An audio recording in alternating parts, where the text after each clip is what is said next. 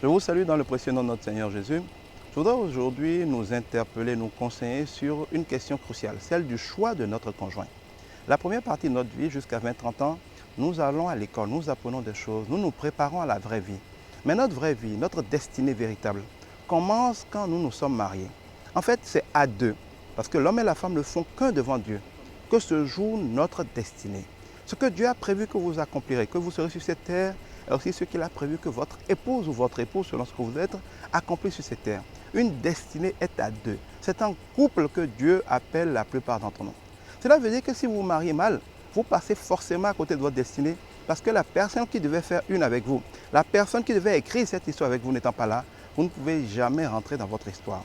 Et c'est ainsi que beaucoup de gens ont de grands potentiels. Ils font des choses, ils se battent, ils donnent le meilleur d'eux-mêmes. Mais au finish, il n'y a aucun résultat, il n'y a aucun impact durable parce qu'ils n'étaient tout simplement pas dans leur destinée. Il faut donc pouvoir bien choisir son conjoint, en sachant que chacun de nous a donc une âme sœur, une personne que de toute éternité, Dieu a prévu, a configuré, a mise en place spécialement pour vous. Vous savez, quand deux personnes ne s'entendent pas, on cherche souvent qui est responsable. En fait, ce n'est vraiment la faute de personne. C'est comme si je prends un chargeur Samsung et puis un téléphone Nokia.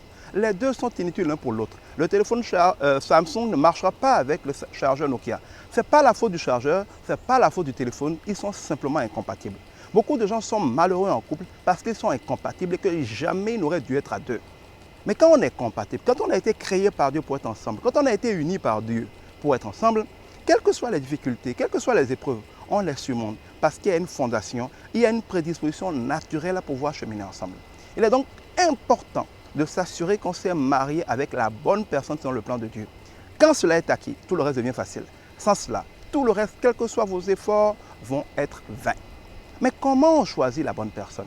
Certainement pas comme nous le faisons souvent. Certainement pas sur la beauté.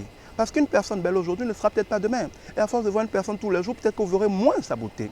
Une personne belle aujourd'hui peut demain être malade, peut vieillir, va avoir des rides. Est-ce que plus elle vieillira, moins vous l'aimerez? Si c'est une personne riche, si demain elle devient pauvre, allez vous divorcer?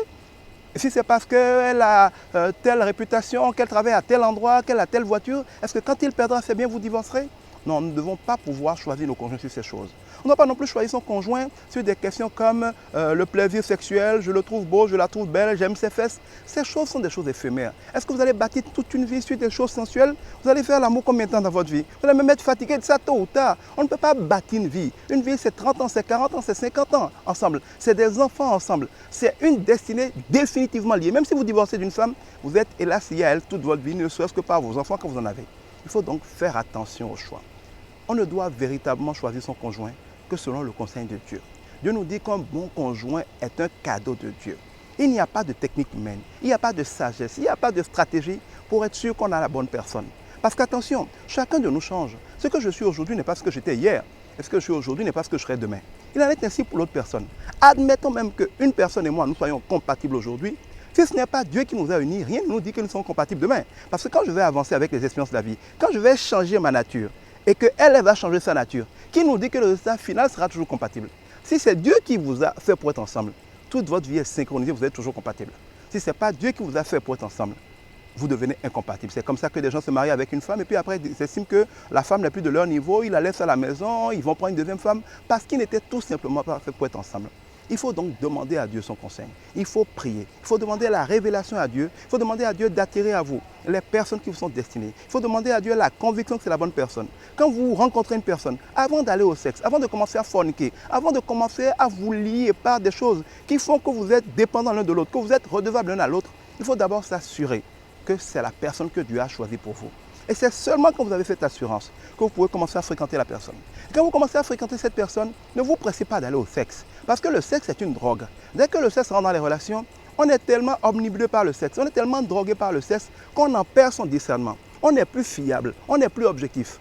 Une prostituée, dès que vous commencez à coucher avec elle, c'est peut-être ce qu'elle sait faire le mieux. Elle va vous endormir. Quand vous penserez au plaisir d'être avec elle, vous sentirez toujours le besoin d'être avec elle. Alors que par ailleurs, tout devra vous faire fuir cette personne. Mais tant que vous êtes sous l'influence de cette drogue qu'est le sexe, vous n'ouvrez jamais les yeux parce que vous devenez dépendant de cela. C'est pour ça que Dieu a prévu que, avant de se lier à une personne, avant d'en venir au sexe, il faut prendre le temps de connaître la personne. Il faut la fréquenter, il faut parler avec elle, il faut voir ses habitudes, il faut connaître sa famille. L'une des meilleures manières de connaître quelqu'un, c'est de connaître sa famille. Quand vous voyez une femme, vous voulez savoir à quoi elle va ressembler comme épouse, regardez à quoi sa mère ressemble comme épouse. Si vous rencontrez un homme, vous voulez savoir à quoi il ressemblera comme mari, regardez un peu à quoi ressemble son père comme mari. Il y a parfois des différences. On n'hérite pas toujours de tout de nos parents, mais il y a des points communs. Si c'est une femme, elle a des sœurs qui sont déjà mariées. Regardez à quoi ressemble leur vie de couple. Si c'est un homme, il a des frères qui sont déjà mariés. Regardez à quoi ressemble leur vie de couple. Il faut analyser les gens. Regardez leur vision de l'avenir. Quelle est leur conception du ménage? Quelle est leur conception de la famille? C'est quand on est d'accord sur tout cela. C'est quand on a la conviction qu'on peut aller ensemble, qu'on va se fiancer, qu'on va se faire connaître par les parents, qu'on va cheminer ensemble. Et avec la bénédiction des parents, qui nous connaissent respectivement, avec les conseils des uns et des autres, avec la foi, l'assurance que Dieu est notre arbitre, celui qui va trancher les choses entre nous, celui qui va arbitrer les situations quotidiennes, c'est avec tout cela seulement qu'on peut se marier. Et quand on est marié devant Dieu, devant les hommes, avec la bénédiction de Dieu, le sexe devient la cerise sur le gâteau, devient le cadeau final. Certains me diront, mais et si je me marie avec une femme, finalement, elle n'est pas capable de concevoir, finalement, elle ne sait pas faire l'amour? Je dis, mais qui est né en sachant faire l'amour? Si vous estimez que votre femme n'est pas bonne ou que votre mari n'est pas bon, c'est que vous avez tout simplement trompé cet homme ou cette femme en allant faire cela ailleurs. Et vous avez donc acquis une expérience qui fait que vous avez l'impression que vous n'êtes pas à la hauteur. La vérité, c'est que dans un couple, on est censé apprendre ces choses ensemble. On est censé cheminer ensemble. On est censé être franc, se parler de ce qu'on aime, de ce qu'on n'aime pas. On est censé se configurer, s'adapter l'un à l'autre pour être heureux. Il est toujours possible d'être heureux. Et si c'est vraiment Dieu qui vous a destiné une femme ou un homme, il n'y aura pas de problème. Et s'il y a un problème, ce sera un problème que Dieu réglera pour vous.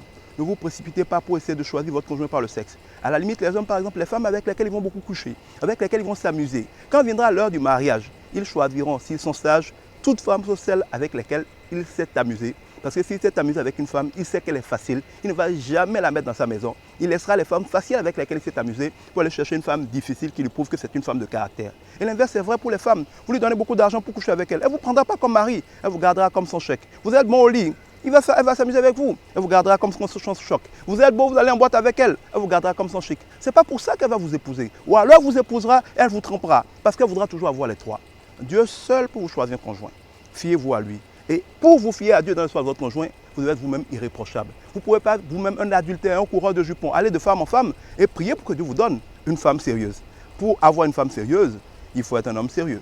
Pour avoir un homme sérieux, il faut être une femme sérieuse. On ne peut pas être une femme qui va d'homme en homme tout en priant pour avoir un bon mari. Il faut d'abord se sanctifier, il faut devenir sérieux pour mériter que Dieu rende dans votre vie une personne sérieuse. Que Dieu vous bénisse.